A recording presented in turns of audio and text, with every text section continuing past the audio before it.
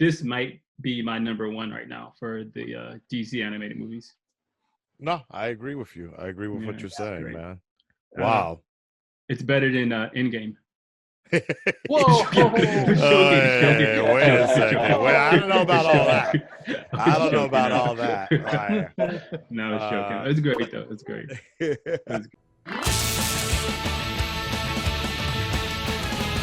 Open and close it. All right. So that is it. That's 8 years of a conclude. That's the 8-year trilogy of the James Tucker saga. It started with Flashpoint and it essentially ends with another form of a Flashpoint. That is fucking wild, man. They did a great job on all of that. And I like how everybody kind of played a particular role. And I am so glad that I actually watched Justice League Dark yesterday, because there would have been a lot of emotional context that I wouldn't have had with Constantine. Let's Dionysus, since we haven't heard from you with a lot of stuff recently, what did you think? It's good, man. It's good. Like Tyrone said, it's better than Endgame. no, because Thanos, he's gone. Darkseid, he can come back. Okay. Yeah, I'm a Darkseid fan. I'm just gonna admit it. I love Darkseid, man. He's yeah. So I wanted to kind of see him come out a little bit more on top too. Oh, really? But, Really? He wasn't on top enough? Damn. Right, I'm like, this dude had somebody.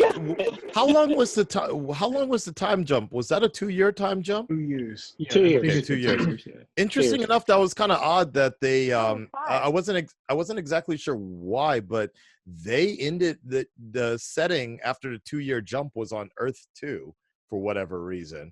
That was quite interesting. It was Earth 1. It was Earth 1. It was just 2 years later. No, I thought it was 5 years it was Earth 2. Yeah, it was Earth 2. Yeah, it was Earth 2. Mm-hmm. So I thought that was kind of interesting too, which also begs the question a little bit as to the point of like, one Earth is going off its rotation, but what about the other ones? So interesting. Okay, now you're confusing me. I thought it was all on the same Earth. Hold on. I mean, we can go check it, because I'm pretty sure, like, from the beginning, after the big fight in the beginning, they were like, all right, it's Earth 2. Hold on. I'm check it. I'm so confused with We're Earth all data checking 2. now.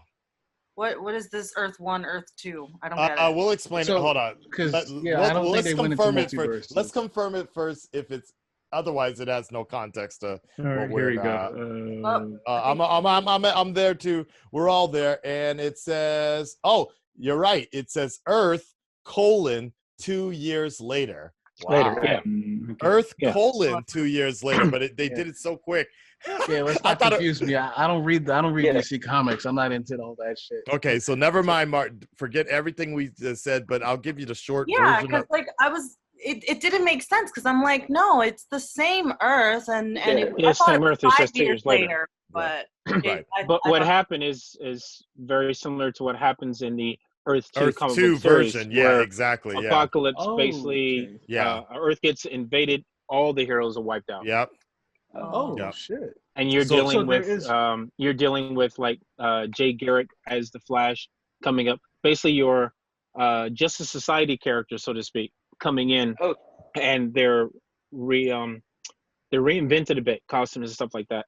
And then the Superman that's there are two. One is a knockoff. The other one is Val Zod. He was raised by Kal-El's parents. That's why he has the S and not the Zod symbol on his chest. Yeah. He's the one in the blue. I'll show you. There is precedent for this story. Somewhat. Yeah. Oh yeah. Somewhat. Somewhat. So what they're doing is what James Tucker and company, Jim Craig, did is like they took some of the most impactful moments of a lot of different stories, a lot of different big DC stories, and then they kind of made it into their own. Because I noticed little nods, even with Robin dying. That's a nod to the way Robin died. Jason Todd. That no, not that one. The way Damian died in the comics, in the same way he held him and everything. The way Bruce was holding him and everything, I'm like, fuck. So that's why I was kind of like, with them bringing him back, I'm like, yeah, I kind of wanted him to stay dead because that was like the perfect way. Because throughout the entire movie and throughout the entire series of with Damian Wayne, Terry was saying, I do not like this dude, and you weren't supposed to like him. The way he was introduced in the comics, he was a fucking asshole. Everybody fucking he's an hated asshole. him. He's a punk. And the Exactly. not Alan Moore, but somebody else, very famous, Grant Morrison, I want to say. Grant Morrison wrote Damian to be that dude just to kill him off, but people started to like him much. I like but yeah. Damian. Because they ended up making Jason Todd nice. But the way they killed him, the way they ended up killing him, like that was real nice. All right, so just so it wasn't Earth 2, it was Earth 2 years later. So and that's Earth 2 Superman right there that I'm pointing at, Marta. Okay. Yeah. So there are this is Earth 23. Here's a question around the board, because we're gonna have to bring it up regardless. How much of Endgame were you sort of thinking throughout the entire movie? Like, None at all. Not at all. Really? None at all, actually. Yeah. Not at all. No. Oh man, I saw so many nods. There were some similarities. There was like there were a lot of similarities. They totally pulled Groot. That was totally Groot. But not just that. Constantine just drinking, and then they kind of split Fat Thor up between Constantine and the demon. Well, Constantine is known for being stuck to his vices, smoking and drinking. He's an alcoholic and smokes. That's why his path to redemption is so hard for him, because he does everything wrong. But when it's time, he'll do things for the right reasons. So that's why that didn't bother me at all. Did anybody see the Constantine movie? No. Yeah. I was gonna say, I didn't see the one with Keanu Reeves, of course. No, no. I'm talking about the animated, the animated one. Yeah, of course, of course. I didn't see the animated Constantine. I only saw Keanu Reeves' movie, and so that's the characterization I had. Like, he's a fuck up. Oh. No, I feel like it's a lot different in Constantine City of Demons, and that's why I understood. I mean, I was still disappointed with him running away. But I like the way they explained that, though. Well, I explained it. He was compelled. They made you kind of angry at him, and I kind of like I said, it's very comparable to Thor and shit in Endgame, and he was disappointed with himself for just leaving and shit. But there's like it made me think of his old TV show. Yeah, it was so good on its own. So, well, let's talk about that for a second, because interesting enough, similar, I would say, to Paul Rudd and Ant-Man's sort of participation in Endgame. They sort of decided to let Constantine be the person you vicariously live through. He's the kind of everyday man that they needed. We couldn't do it through Clark. We couldn't use Batman. They basically took all the heroes that we love or followed, and they're like, yeah, they all got fucked up. So Constantine became that kind of everyday man that you vicariously live through. What did you guys think about that, him being basically the guiding point of this whole story, the narrator? It was great.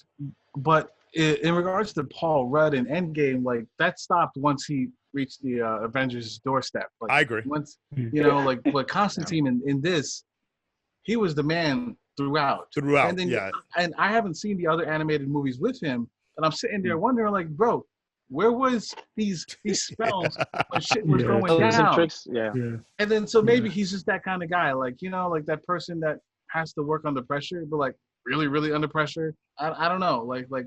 You mean more so than watching your girl get, I don't know. It's just he had. No, I'm just teasing it. He was compelled. It was weird. It was weird. Like, obviously he had that one thing that fucked his life up, and I mean it's already fucked up. But like several, and then finally 2 years later, he's activated, right? Like he's doing. But again, all the right moves. But it was. he was. But it was already explained that he was Batman, compelled, so he didn't have a choice. Yeah. But I thought that was, and again, I thought it was great though. I thought that was pretty clever in a sense because it had the audience pretty fucking mad at him for a good minute, a hot minute, especially after seeing him in Justice League through Dark. the whole movie, man. Yeah, it was through the mad whole at movie. him. Like, yeah.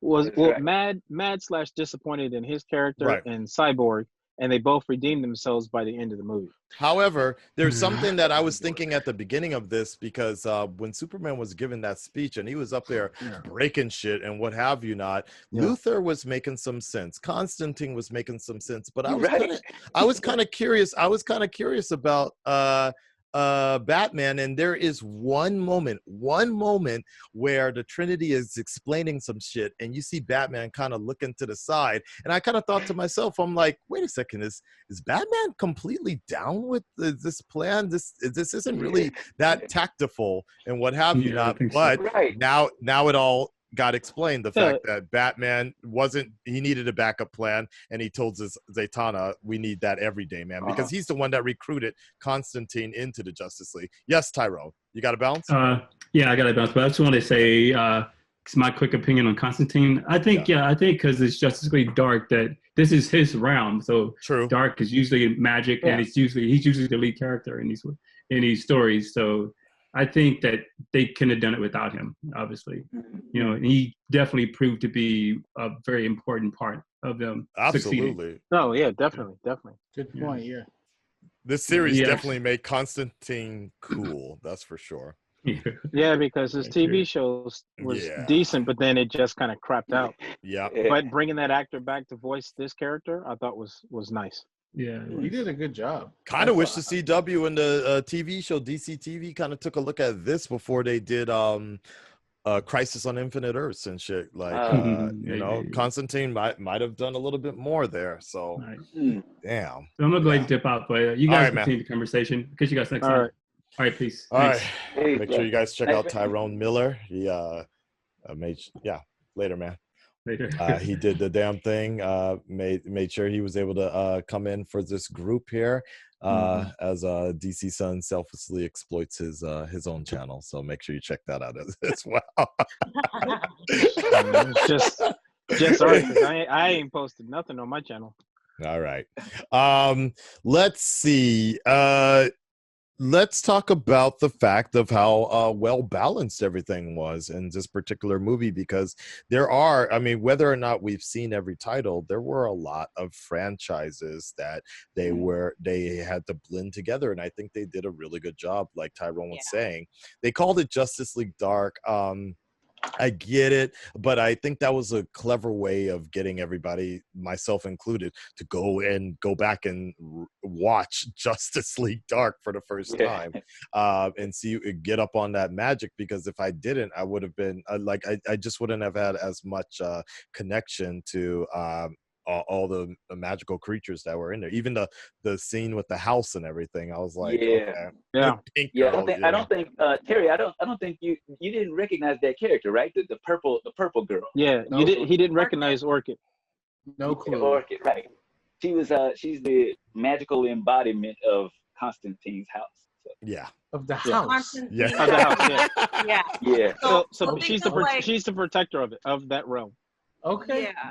Think of like on another plane. Castle, but if Howl's Moving Castle if the castle had an embodiment version. Or another Doctor Strange's house, the Sanctum Sanitarium or what, like the Cape, Doctor Strange's Cape, some shit like that. Yeah. Basically, superpower. It's another dimension. I just never seen that character design before. Like, it was interesting, right? Yeah. I only ever seen her in that movie, the Dark. I've seen her. Sometimes she gets used in Titans. Okay. And of course the Justice League Dark series, but she's usually dealing with something in the magical realm. Yeah. Occasionally she'll have a nod or a cameo somewhere, but usually when there's magic involved. Same thing with Constantine. Yep. I like Constantine and how we're like. When I started to see him in this whole series, it was nice kind of getting a little bit away from all of like the alien stuff. Human, I'm in a different realm. Like it was kind of cool and like refreshing to sprinkle in something that was just pure magic and you know, having two characters, Zatanna and Constantine. Like, I thought that was, I like that. And that was my first introduction to Zatanna too. Cause like, I know her artwork and I've seen her character, but I've never like read her or learned anything about her until I started watching these movies. So I thought that was pretty cool. Yeah, I do like how they show. Where did your head go? Yeah, right. I do like how they show Suicide Squad magic and how, like, you know, you don't have to be a Superman to be super. Like, as long as you know some spells, you know some shit. Like, you're capable. You're even deadly. And I do appreciate that. I never really felt that until this movie. Yeah.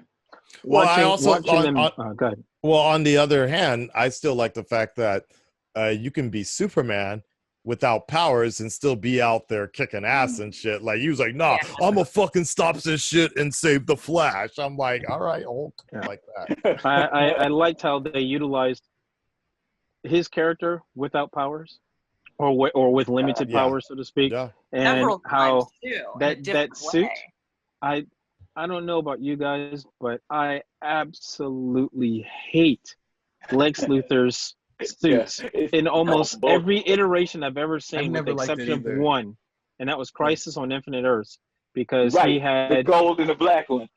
Right, that was because it seemed more practical. Because when I look at Lex Luthor and him being the way he is, it's like he wants to be practical, but he wants to show that he can do a lot of stuff. So why wouldn't you have something that's more form-fitting? Even with Cyborg, in the comic books, in the more recent years, they took all that clunky-looking design and slimmed it down and made it more practical, even to the point where he could hide the mechanical parts and make it look like actual skin. It's like, that's smart. With all that technology, you couldn't do that before. So watching Superman in that suit, I'm like, please destroy this suit, because it just looks clunky. And I didn't want it to look too clunky because he shouldn't have that power. And when he's sitting there like this, he looks too strong for what it needed to be. So I was happy when it got destroyed. And it's Lexus. What are your guys' honest thoughts about the violence, the excessive violence in this particular show? Now, just think about it from a perspective of, yes, you can, as a fan, it's awesome. It's cool. They took it to the next level, right? But I also think it's something to keep in mind is the fact that this is one of the few titles in this particular line that took the violence to an excessive amount. And so if you're a kid that's been sort of watching the earlier shows and shit, suddenly this shit got taken to a whole nother level. What are your guys' thoughts on the excessiveness of what is this the violence? movie rated? I'm sure it has to be. It's rated dark. It's rated dark. They told you. They told you. You know, they told us this is they said rated dark for fucking hell. So I agree with them, because the Dark series, even in the comic books, is more violent.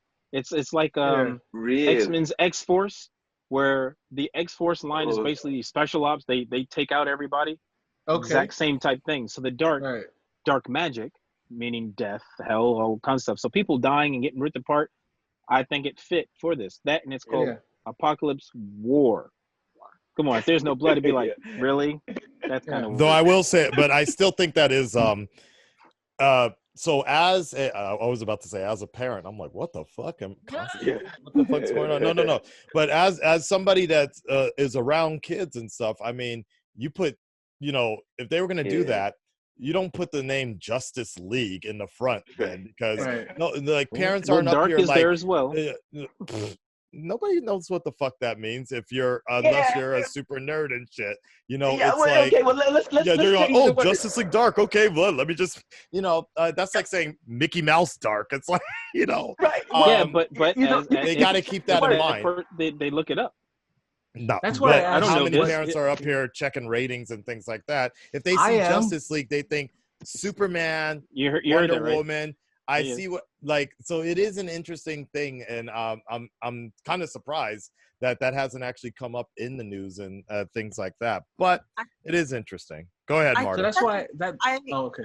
Sorry. Go ahead, Marta. I think that's what I appreciate about these DC movies, is that like Marvel was so like I feel like was so influenced by Disney, and it was like don't get me wrong, love the Marvel movies. I agree. But now that I've seen both series in its entirety, the DC and the Marvel, I mean, it's obvious, but like DC was definitely for the adults, and I appreciated that. I think a lot more now Teens and back adults, than the Marvel movies. Like Marvel movies were really funny, but like there was still like I'm just picturing how much better the movies would have been with the element of gore and some of the, I mean, there was adult humor sprinkled in throughout because parents have to take their kids to these movies. So they do that. Like it's practically mandatory now.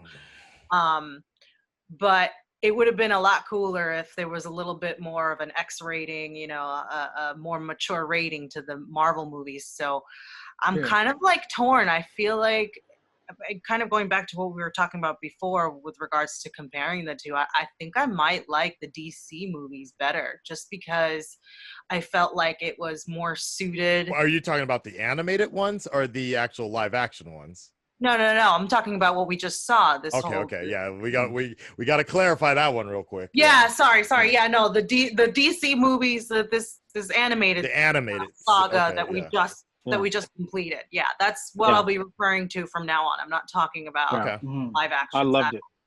Yeah. I thought it was great. Like when it comes to gore, it works well for animation, right? Especially that's why I asked what is it rated?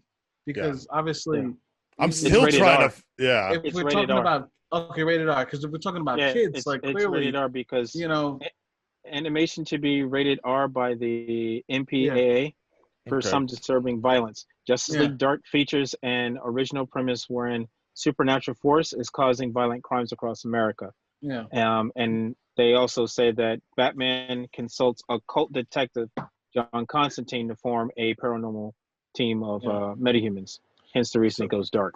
And so they have like a shit demon. So I mean, it's kind of hard to make that PG-13. They didn't make this for kids. They made this for us, right? Like for adults, and that's what was dope. So and when it comes to live action, like with the MCU, even still, like when it comes to movies, like that kind of gore is only reserved for horror movies. You don't I think about some of rated R movies I think are great, but it's like, like Django Unchained or Scarface, like they weren't gory, but the subject matter was adult oriented, slavery, fucking drug running and shit like that, right? So it's not necessary for comic book movies unless animation you want to shock us with killing John Stewart the way they did. John Stewart. Yeah, because that broke my heart. Yeah. And I think that was like, those were some of the great movies, the great moments of this movie. Like, you're like, yeah, you're going to say that quote. You're going to get it. You're going to get that power. And you're going to fight these assholes. Nah. And it's like, then gone. And I'm like, excuse me? I have to I love the fact that they kind of got you like that, because like the way that was building up, I'm like, there is no way he's finishing that quote. He finished it. It just didn't do shit. Finished it and just didn't do it. That was great. We got to talk about like the direction and how they're able to make these moments. That plus what me and you saw with Red Sun, fucking Bizarro versus Superman. That scene was dope. Like they're able to really make us feel shit. Like I'm gonna read you something really quick about the director, because he actually did have to explain why Justice League Dark is rated R. When Warner Brothers Animation and DC Entertainment revealed that Batman: The Killing Joke and an animated adaptation of Alan Moore and blah blah blah blah blah blah blah blah, some assumed its mature classification would hamper its box office. This is very true. A lot of people assume that. However, since its since its July release, the film has already quadrupled its production budget. Providing that there is an appetite for R-rated animated films, Warner Brothers Animation and DC Entertainment was more than willing to allow Justice League Dark to go down that same path. Director Jay Olivia addressed its R rating while providing a breakdown of the film's recently released trailer. He says, "If I knew that I could get away with a rated R, I would have made it a hard R," Olivia told Empire. "When we make these films, our goal is always a PG-13. So there's certain things that we know we can't get away with and things that we can't. I can't get away with and we can't. We can't do beheadings and we can't do arterial blood spray or anything like that. I'm just trying to tell the best story that I can, and from there we edit some things out or we try to hide it. Instead of showing a beheading, we cut to the shadow on the wall as you see the beheading in the shadow, but you don't actually see it. The Killing Joke was kind of a godsend in a sense of because of its success and because home video took a chance of releasing it as an R and paved the way for this to be R." So that's basically that. So that makes sense. So essentially, they still shot it the way they kind of wanted to shoot it, but then when they got the green light, they were like, "Shit, well, let's go all the way." Like, let's see. Is there anything else? Yeah. You know, I want to add something to that.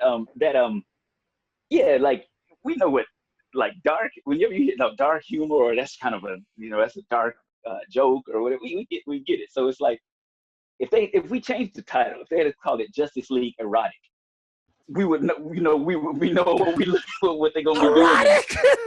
That's a good point. Apparently, someone really Justice League nude. Oh shit! What? Yeah, right. Yeah. Justice League pink. Yeah. No pun intended. To that point, though, I think it still would have been successful if there was like a naughty version of these movies. It would be very successful. And I think it's because, and what I like is that again, like I appreciate the R rating. I appreciate that they directed it towards an older audience and allowed the parents, whether to allow their kids or not. But I was thinking too while we were talking that like. Is it safe to say that like the majority of the audience for the DC universe is older, and that their bigger market is people who are older who grew up with it, rather than the brand new kids That's a growing good question. up only seeing and really being exposed to I would say not even like the regular animated series Teen Titans, but the other one. Wasn't there one that's like Tiny Titans or something? Or Teen Titans Go. Teen Titans. You had Teen Titans. Or Titans Go or what? Yeah. Right. Yeah. Teen Titans is what I grew up with, and I feel like my generation is of the with the older crowd, and so the ones younger than me, I think they were really only exposed to Teen Titans Go, because I'm trying to think of like other DC cartoon shows that have been released within the last couple of years. DC, so you have Superhero Girls, you have Justice League Action. My daughter watches that. So you have what Teen Titans Go to Hollywood or something like that. Yeah. Teen Titans Go, the movie. They basically have a wide range of the same characters, but in different age brackets. So the animated movies that have come out have been geared towards PG-13 and R, more of the teen and adult, so they can actually get into deeper storylines and have more physical time with the production, because with the TV shows, it's usually about 20 minutes, maybe an hour, if it's a standalone film. But those are always done for the younger audiences. The little tots. And people kind of, it's not that they didn't like it, they enjoyed it, but you have people, it's like, hey, I kind of want to read, I kind of want to see something that's similar to the books that I'm reading, which are darker in themes and so on and so forth. So they've just basically made it a wider range of variety of what you can pick up and watch. And these series has basically just been geared towards preteens and adults. Yeah. Yeah, I always had a feel like DC was more advanced. I know they're like they got the same parallels, like Thanos and Darkseid or Quicksilver and Flash, but like I always felt like Marvel was more of a middle school, and DC was like a high school. Or something. That's how high school. Yeah, that's a good way to put it.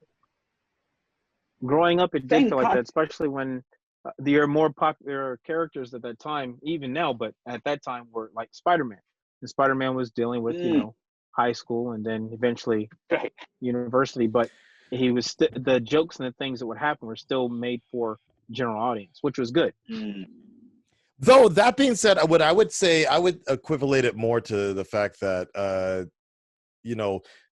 DC is dealing with characters that are generally walking gods outside of Batman. These dudes are fucking gods, and it's hard. You can't really humanize them when most of them aren't even fucking human, whereas that's where Marvel sort of always stepped in. The best quote I ever heard was the fact that Marvel exists only because they were able to see what DC was doing and essentially created deformed versions and broken down versions of DC characters, but that's also why they're so relatable, because they're so human. And what I would say is not necessarily putting an age on it, but I think there's more of a form of compassion and a form of relatableness as to why the Marvel line has more of a connecting point. Everybody has fucking problems paying the rent, like Peter Parker and what have you not. Whereas I would say DC does rely a lot more on having to have these apocalyptic, no pun intended, sort of storylines and sort of darker storylines, but also mixing in that fun point of science and different universes and magic and stuff like that, magic and things like that, because you are playing with a form of mythology. And I also think that even Henry Cavill said that several times, is that's the way he's always viewed it with DC versus Marvel, is the fact that DC is just another form of telling Greek god type stories, but they're the new age versions of that. So I would agree with that. Some of those characters are based off of, right? Like, and I wouldn't really put an age bracket on, because the problem is, I understand what all of you guys are trying to say, but then what that does is start brewing this idea of like, well, fucking Marvel's for fucking kids and DC's for adults. It's hardcore, and I've always hated that particular situation. But Marvel, I know that's not what you guys are saying, but that's what people equivalate it to. Nothing more hardcore than this a variety right here. Yeah, there's a good variety of stories that are meant specifically for different age groups using the same characters. Absolutely, and it goes well for both DC and Marvel. Right, you got Marvel Knights, and then you got Teen Titans Go and things like that. So writing style, what fits your palette. So certainly, I think there's something for everyone. I mean, for me, in some form or fashion, my introduction to Batman was through Darkwing Duck. So, okay, oh wow, because essentially that's what Darkwing Duck was basically a form of. So, let me see. Is there anything? I have a random silly question. Go for it. Like I'm a super noob question. Who came first, Marvel or DC? DC. Oh. DC beat Marvel by about 20 to 30 years, I believe. Yeah. The very first serialized character that was made is Superman. Yep. And then from there, they ended up making Batman and Wonder Woman. That's why they're called the Trinity, because they were the first three. Yep.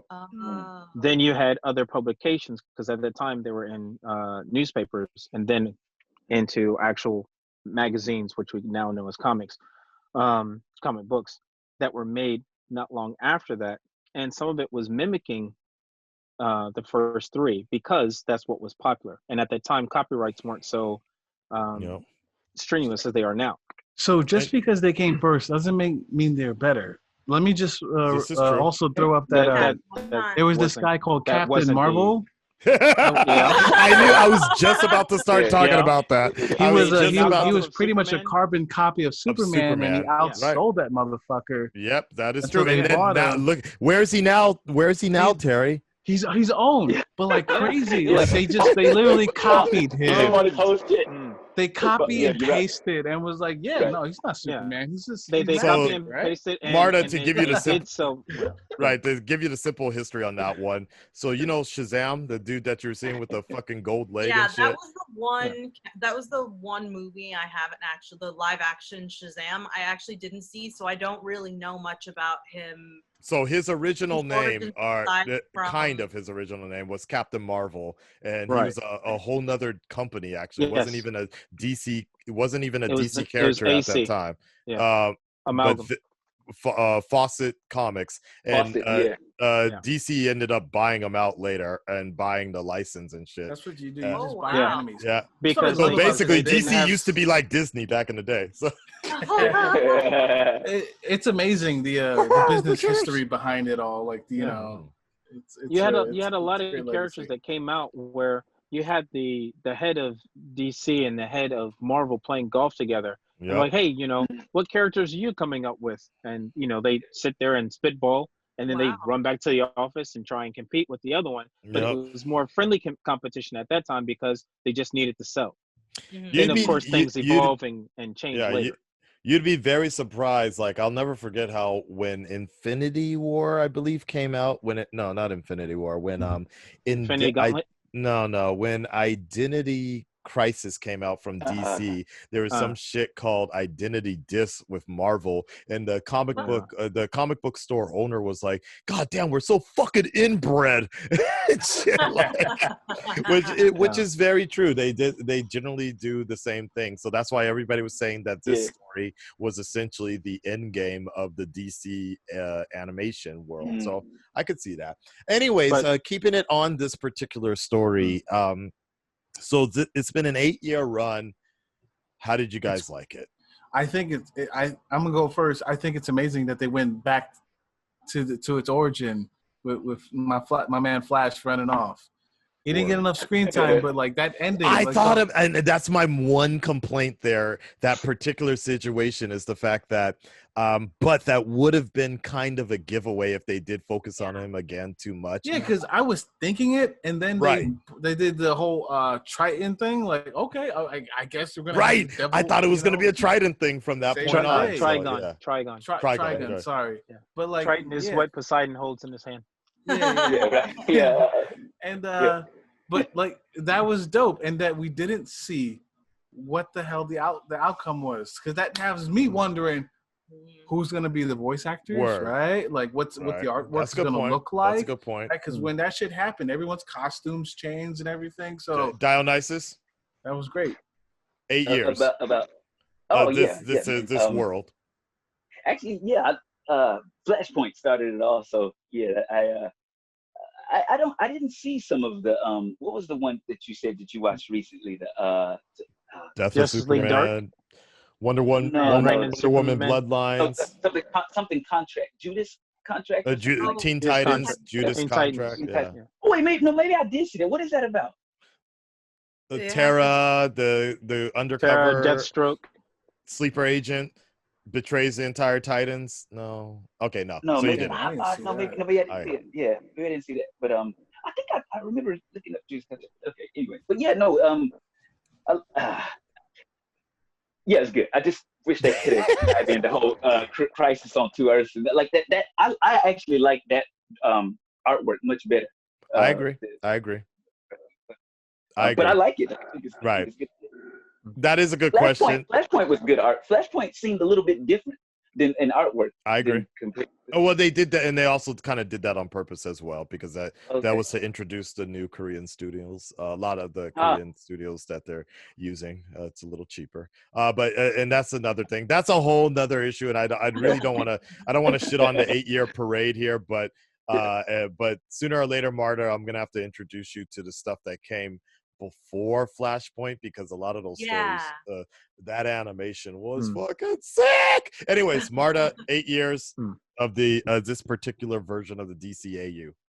I absolutely loved it, because it's all fresh to you within the last 2 days having or so. compressed 8 years of films into the span of really like 3 days in total of down watch time. I thought it was so awesome. I love the way, as someone who didn't know anything about anything prior, I think they did a really good job with giving introductions to all of the characters, to understand like literally where they come from, but then also emotionally where they come from. It made me care. They did a really good job with making me care about each individual character, which is why, like, when we were talking about Damien earlier, I'm like, no, I love Damien. I love that he's a brat. They made me care about him through his story with I kind of consider it a bit of a trilogy, the Batman trilogy of Batman and Son, Batman versus Robin, and Bad Blood. Bad Blood. Okay. Those three were extremely, extremely tight knit, and they did take place a lot closer in time, despite like actual everything going on, like time passing. But in the television, I'm sorry, in the movie, not much time has passed, I feel like, in between, if I remember it correctly, in between those movies. So that it made me care a lot about Damien and his story and Batman. And I think they did such a good job. I think my only complaint was not enough Damien. Kind of what no because I love Nightwing too. No Kite Man. No Kite Man. Yeah, no Kite Hell Man. Yeah. Look at Terry's face. 8 fucking years and no Kite Man. James Tucker, you have filled this universe. No Kite Man, no Poison Ivy. Yeah, where the fuck is Poison Ivy? Oh, Poison Ivy was in it.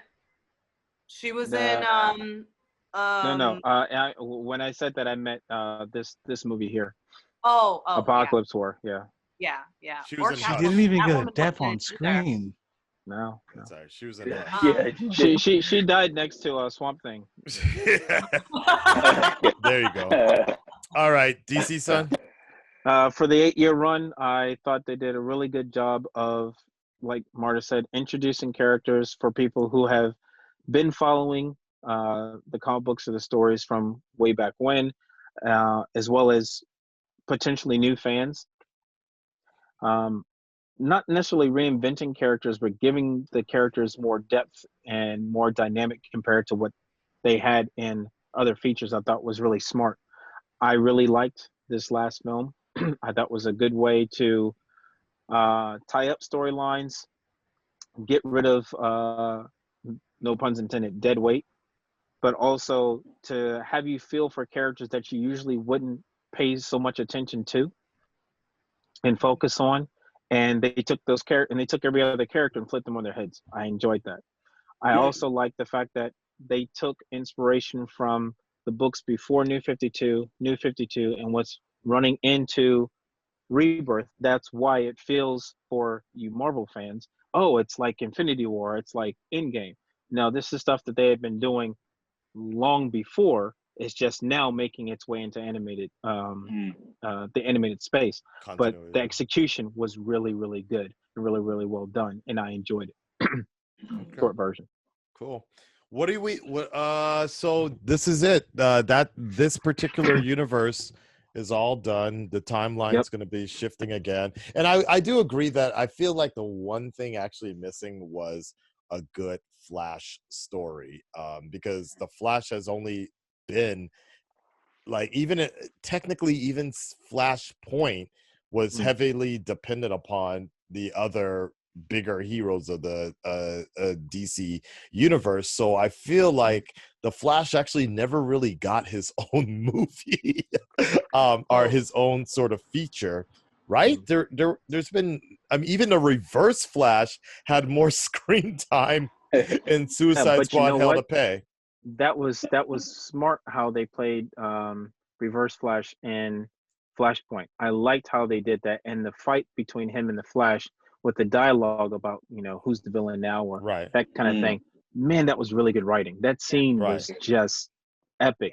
But I'm also glad that they didn't put so much focus on the Flash, because then you're dealing with something that would have been over immediately. Because technically, within this group of people, the only two people that can turn back time in any form are speedsters and Superman. And if either one of them did that, the story's not interesting. So having the Flash do it in Flashpoint was cool, and having him close up everything at the end of this was perfect for me. It's just it is kind of odd though and do like a Flash Rebirth, because that comic book is amazing. Have an animated version of that. Oh, I'm on board. I can't wait. So speaking of which, so we can start closing this discussion up, is this is it. It's a new timeline. What do you guys want to see? Because I already know DC Sun has an idea of what's coming up next, but what would you guys like to see in this brand new days, this new timeline? Marta, I'm gonna let you go first since it's all fresh in your mind. What would you like to see more? Or what would you just like to see in the new timeline? Because you're the Flash now. You're running back in time. You know what just fucking happened. What would you have the like chance to reset everything? Yeah.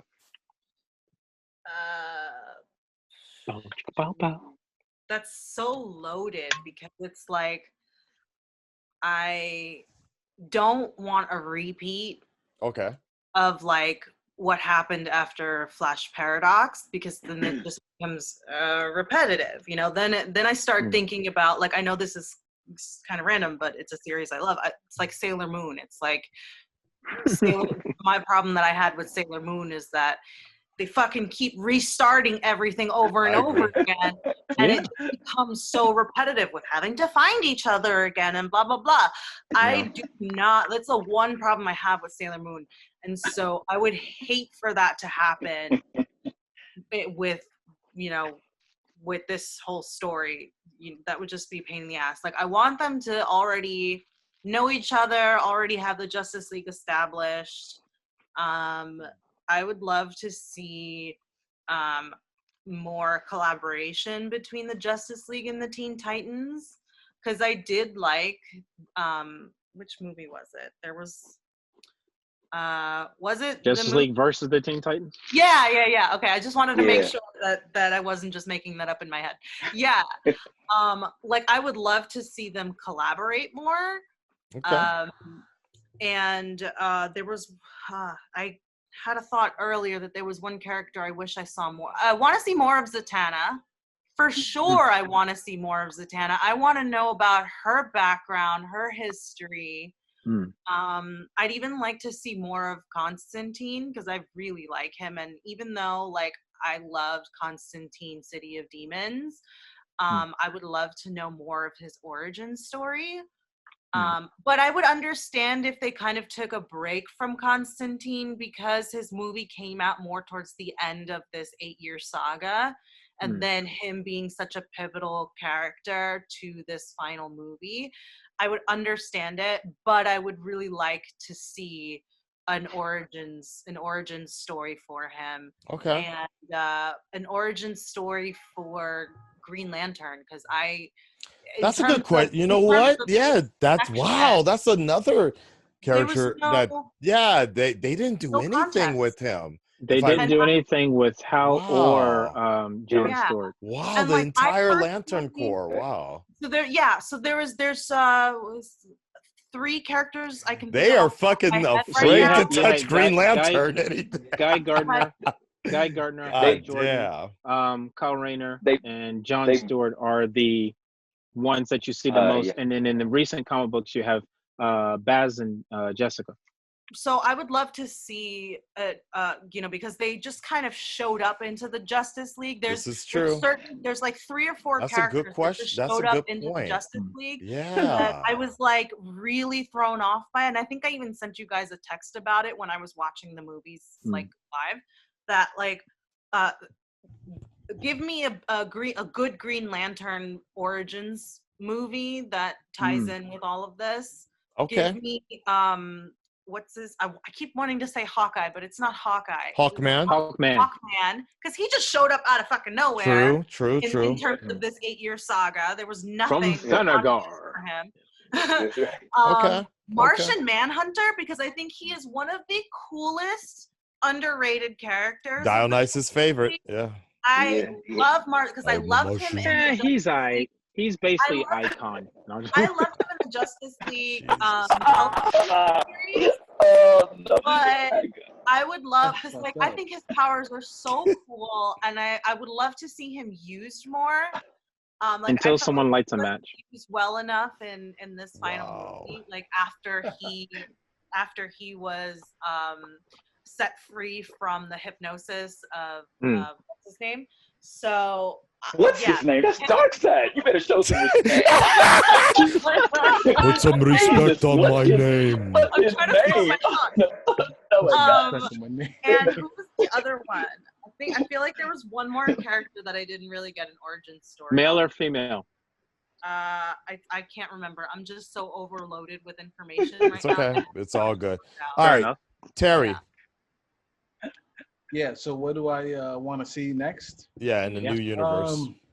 Something similar to JLU, Justice League Unlimited, right? Interesting. I want to see less violence. No, less Trinity. Okay. Right? Like. What about that? After they rebooted with this, like we had all these 3 Batman movies, quite a few Superman movies, 4 Batman movies, right? Like I want to see more Green Lantern, like what Marta said. Like I want to see more of that dude, more Flash. Who else? We had one Wonder Woman movie. Yes. Like come on, like I saw Cheetah in the background. She got murked and cut in half. I want to see more of that. They were aiming at her spots. DC has so many characters, but I'm legit quite tired of focusing on the 2. More so Batman because he makes $1 billion every fucking time. And that's exactly the reason why. Because I completely disagree with what you're saying. I understand why you're saying it, but I disagree with why you're saying it. Like I don't give a fuck about a Joker movie. Like I want to see more of everybody else, please. Yeah. But which ones are the ones making the most money? That's the thing. How well did Green Lantern movie do? And that's exactly why the lanterns aren't being used right now. They're not getting this dollar. Yeah. Green Lantern will get this fucking dollar. I'll give him a try before I see another Batman movie. I've seen the best. Stop. Let's do something else, please. All right, DC. Nolan is done. Dionysus. Yo, you want me to go? Okay. Oh, yeah, shit. Cool. Okay. Well, it's funny because it's kind of the same vein as Marta and Terry. Like, I would like to see more of the minor characters come up. Now, we know they got their own comic books and stuff, but like, for example, come up and give more power to them. Like Blue Beetle, he's fucking cool. You know, he got this. Exactly. He is adorable. Yeah, right. Or Animal Man. Like put this guy understands. What? Nigga, did you just say Animal Man? He said Animal Man. Yeah, he had me on board with Blue Beetle, but when he threw out Animal Man, I would watch a Kite Man movie before I fucking watch Animal Man. Come on. That's when you get the extra again, and it's yawn. But Animal Man is one of the 7 who actually understands that this is a reality embedded in a higher reality, right? He was told that this is common. You did it in Infinite Earth, in Christ in Infinite Earth.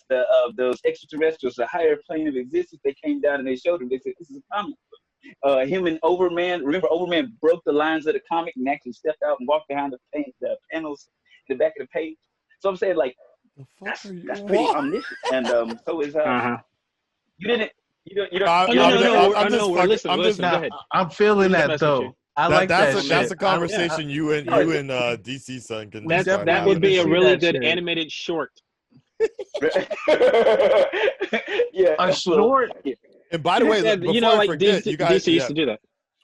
No, they still do it, and we I feel so bad because on the DC universe, Marta, are they offering that on the side? Do they show what? Because this particular one, I think, came out, excuse me, I could be wrong, but it might be Lady Death. With this one, when the full feature film is released on Blu-ray and DVD, it also comes with a short film, Green Arrow, Lady Death. So I don't know about this particular one. But I feel so bad because these shorts are coming out like probably Animal Man, but they kind of get passed up with the digital distribution. It's so disappointing. Yeah. Well, it is Animal Man, so I kind of understand. No. Yeah, no, dude, he's cool. Look, he goes to another planet. I'm just teasing you. He taps into the morphogenic field of all animals. That's pretty. That's pretty. It's a hot morphogenic field. That's where it's at. Oh my God! Damn, somewhere James Tucker and Jim Craig are like, oh my God, listen to this Negro. We need Animal Man now. Get us Animal Man. I guess my point is that these guys are pretty powerful beings. They just are kind of pushed off to the side because of lack of intelligence. As far as what I'd like to see from here, I wouldn't mind seeing a Trinity movie with the three of them having to solve something outside of everybody else, just like in the comic books, the big crossover, because I think that would be really interesting, and it give them a chance to show more Wonder Woman, because I don't think that they showed her enough recently. But I can understand why they may not have, because they have a feature film coming out, so they may be waiting until that actually comes out and then do something after. That's fine, marketing, whatever. As far as the characters that don't get the limelight, having I don't know, part of me wants them to do a Justice Society, even if it's a small series, just so it ties into the Stargirl TV show, Black Lightning TV show, to make those a bit more interesting, like they did with the Flash and Arrow shows, and they did the animated versions of it. I think that'd be kind of cool. Vixen, another character. But outside of that, definitely 1000% Green Lantern. So outside of the HBO Max show that they're doing, an animated series of movies, I think would be cool. Have one movie per main character, say, of the top 5, and then have a final movie with all of them together solving a problem or doing something would be kind of interesting. So you have an origin story for, say, Hal. You have one for John, one for Guy, one for Jessica, because I don't think she's getting enough airtime, which would be good. And you have more of a dynamic between their backgrounds, their races, how the characters are actually portrayed in the stories would be interesting for newcomers as well as people who have been reading for a long time. Okay. Do you guys think that celebrity talent is important when voicing these characters? Because no. I, for one, it's the writing. The celebrity talent makes a difference for people who follow those celebrities, obviously. But if you are just coming into it and you haven't seen anything and don't know those people, you're not going to know the difference. But if a actor does a good job with that character, then it could be anybody. Absolutely. Shitty writing is shitty writing, and it will. That's interesting. Shitty, like that's why I felt like War, for me personally, War was the least well written out of all of them, just because. Yeah, because it was a shitty story to begin with, but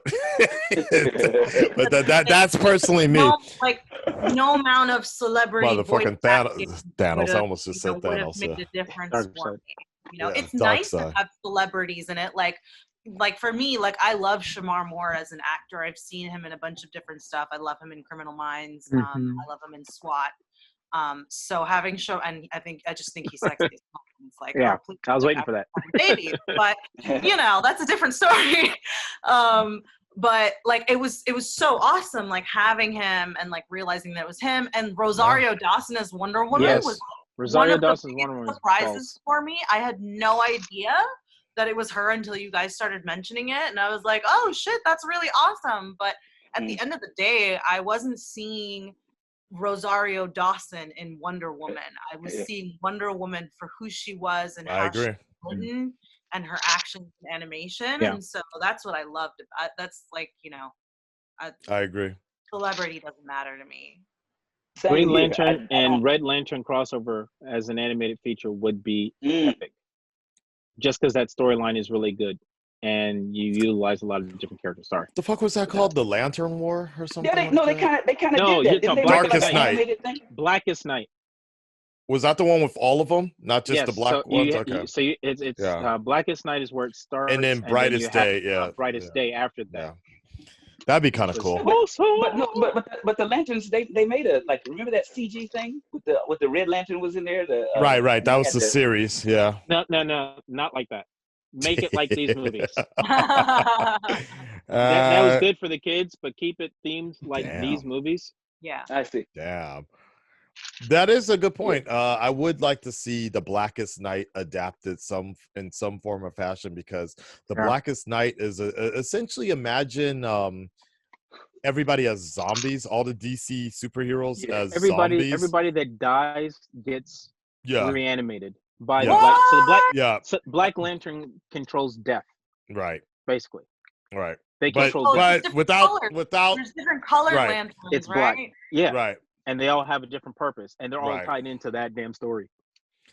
I would like to see that adapted. I think if they took their time with it, I definitely think if they took their time with it, they could reinvigorate the hype of the Lantern Corps, because I for sure. Awesome. I understand exactly why WB is so hesitant.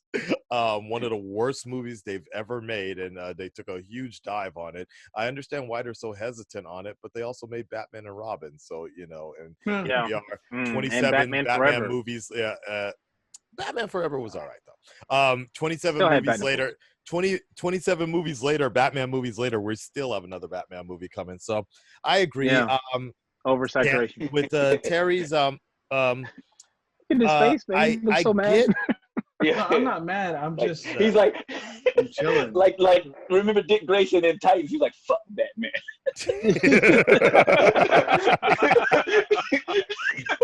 Fuck Batman. He straight up said it, man. I get it. You take a character and mess with them too much, it loses its pulp. You have so many actors coming in playing Batman. That's great and all, but give Batman a bit of a break. Do something in the animated realm.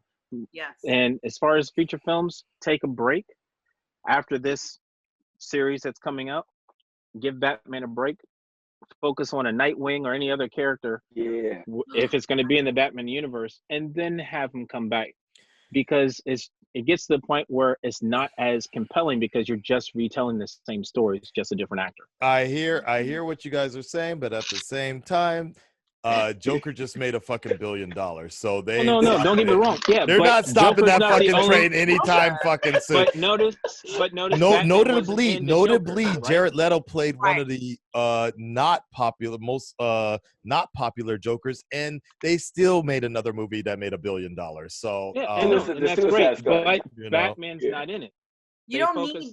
And that's the whole point. That's all, because the Batman world is that fucking dope. So oh no, that's great. Do anything in that world, but don't use Batman for everything. And you actually, can have then again, technically cameo, Batman maybe, wasn't but it though. He wasn't. Batman began in the Joker movie as a kid. Yeah. So how they did it in Titans. Remember in Titans how he was kind of like a Batman mentor was in Titans as well. Like Justice. The only reason I even kind of wanted to watch Justice League Dark. Oh shit, Batman was in it. Yeah, he grunted like Henry Cavill the whole time in the feature, but I understand. That was his nod to Henry Cavill. I understand the point. Like that's gonna happen sometimes. It's like, look, you got Batman, you got Wolverine, you're gonna throw Spider-Man in there, and now recently they're throwing Harley Quinn and everything.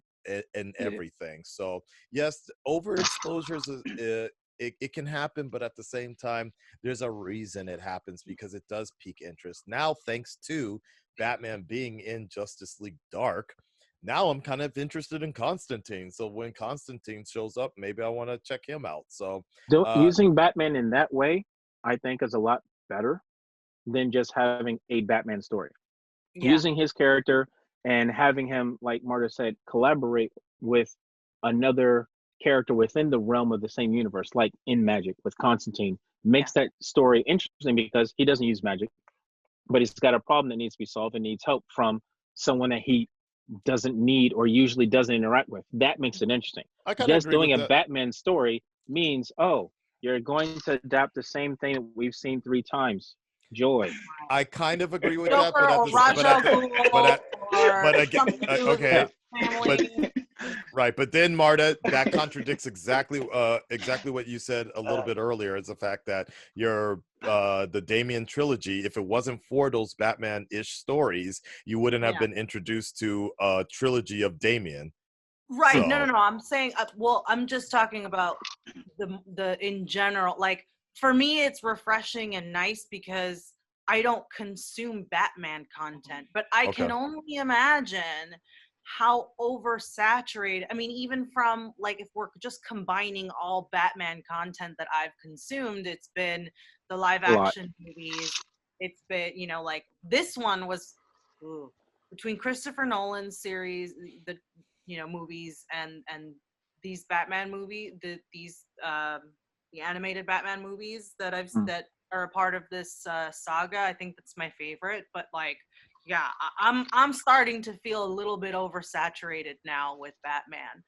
But I'm not complaining about necessarily having seen them and having had these movies made. I think they were very important and critical, but So that's why I always think it's funny. People complain about oversaturation, but then, but I'll be the first. I'm gonna still watch that shit. So no, but for me, also because you don't have another option. I'm one of those people who I'm probably not gonna watch the Robert Pattinson movie. I really don't have any interest in it because it's just. Okay. You probably will. What movie? What movie is that? You probably will. What movie? Somebody screen cap that. Yeah. What's he say? Robert? What is this? Robert Pattinson playing Batman. Negro, where have you been? I don't know. I don't even know who Robert Pattinson is. Twilight. Oh, shit. Twilight. Harry Potter. I know Twilight. Yeah. Who is he in? Who is he in? He's playing Bruce Wayne. Batman. No. Okay, Dionysus. You know the really white the vampire in Twilight that glistens like diamonds in the sun. Okay. Yeah, I've never seen Twilight, but I know it. But I know. Okay, but you know the main guy, the main vampire guy. So there's a girl and then there's a guy, right? Yeah, just kind of looked over the cover. Was he in Harry Potter? Yes, he was. So he was in Harry Potter 3. He was the motherfucker that died. He is Cedric Diggory. He was the spare, and then Voldemort was like, kill the spare. He dies in Harry Potter 4. Right, before. Oh, okay. In the Goblet of Fire. That dude. That's your new Batman. Okay. Well, as if Ben Affleck wasn't bad enough. Damn. You didn't like Ben Affleck as Batman at all? Really? No, man. He's too good. Ben Affleck's too good. Fuck, we need somebody darker. What's it? Christensen? Hayden? No. Hayden Christensen? Hayden Christensen? Not Hayden Christensen. Not Hayden Christensen. God, the guy. Better not say Hayden. What's he in? All right. Okay. It's something Chris. He was the guy, American Psycho guy. That's Christian Bale, dude. Christian Bale. Yeah. He already was Batman. What? He was Batman before that. Really? You didn't see those movies? Christopher Nolan. Yeah, no, I'm saying he was a better Batman than what's this Affleck character. True. Oh, all right. Yeah. All right. This is getting out of hand. All right, guys, there you go. Justice League Dark and the DC World discussion. Thank you for being part of that discussion. If you haven't by now, make sure you check out the Patreon. Check out the Patreon. The full reaction is there. We will do our best to get that edited version of the movie for you guys out. I definitely need some editors. For those guys watching this discussion, I probably need some editors for the Clone Wars, for this show, Wonder Woman Bloodlines. There's a bunch of stuff that is sitting on the dock of the bay right now in quarantine. I need some people to edit some of this shit up for me. And from this point on, Marta and I will start our journey of probably the greatest series of animated series from DC, and that is, yes, more Batman. I'm complaining, but I know. But BTAS, Batman the Animated Series with my God, my Bat God, Kevin Conroy, Mark Hamill, the rest of them. Is going to be amazing. Make sure you check that out on Patreon as well. Marta and I will be, and if you also on top of that, if you guys, because I can't sit through every episode with her, that's a lot of episodes, but if you have particular episodes that you guys want us to do reactions for, let us know, and that'll be our next thing before I move on to Star Wars Rebels. Are you reacting to Stargirl?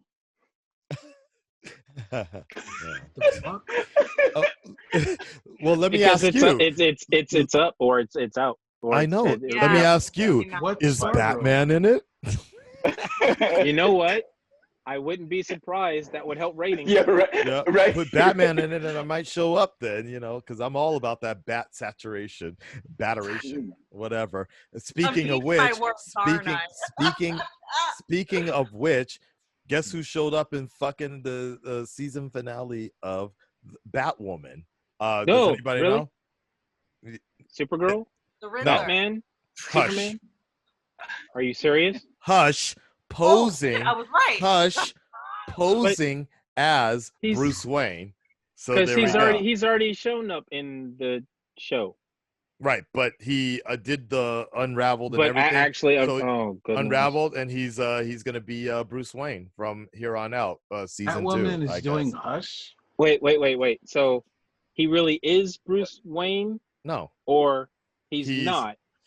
I don't watch the show, so this is all secondhand, third-hand. People have been screaming at me. They're like, "Oh my God!" Well, I was watching the show, and then they had the break because of Corona. Right. Now I got to go back and watch. All I know, Thanks.